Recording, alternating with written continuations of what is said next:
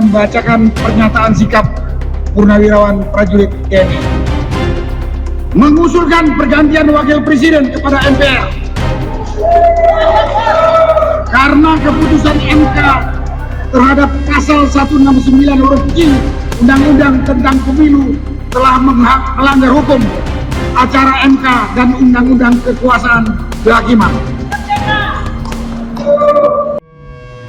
Belakangan ini usulan pemakzulan Gibran Rakabuming Raka dari jabatan Wakil Presiden atau Wapres menjadi perbincangan hangat.